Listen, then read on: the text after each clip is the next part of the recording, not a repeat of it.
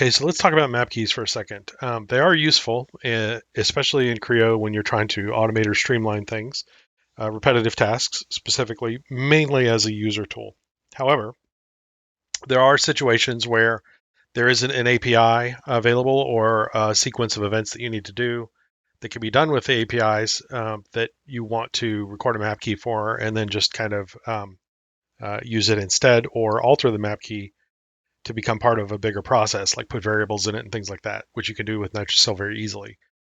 This is a map key that I have recorded. It's kind of being shown right here. And all it does is it just sets the orientation of the view to the top view.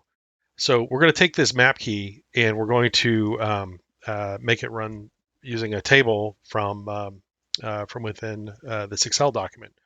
So the first thing I'm going to do is I'm going to create a sheet, and we'll call this map keys just to give it a name. And if we look at the command for map keys, we have a table map key option for the application. And if you look at this, you'll notice it says I need item name, map key sequence, and also pause after seconds. The pause after seconds is there for situations where you you have a long running map key and you need to force it to wait before it moves on to the next step in the automation process in some way. So we got item name and map key sequence are going to be the titles. So I'll type in item name and then map key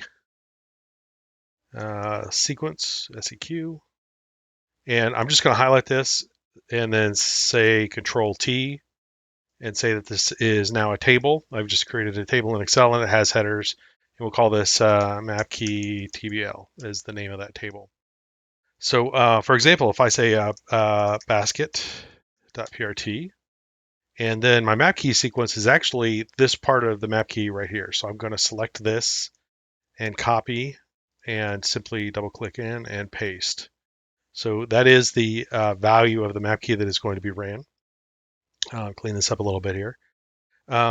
So if we wanted to run this right now, basically we just have to give it the reference to that table, which is map key TBL.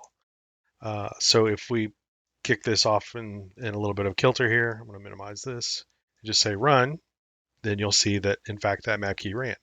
The cool part about this is that you can actually kind of come in and do some pretty neat stuff. So let's say spider.prt, and then we'll just copy and paste that same map key down.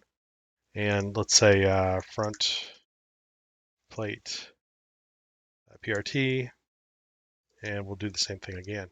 So this is actually going to open each of these, but we're going to actually use the table open command here using the table model open function, and we'll just reference that same process. So we need to open up the models into memory, and then we're going to run the map key on each of the models that is in there. So you'll notice that when this runs, it is looping through each model and setting the map keys. So pretty slick way to do things. One thing I will mention though is that sometimes this map key continued kind of gets in the way of things, so you may want to clean that out just to ensure that your map keys are as consistent as possible.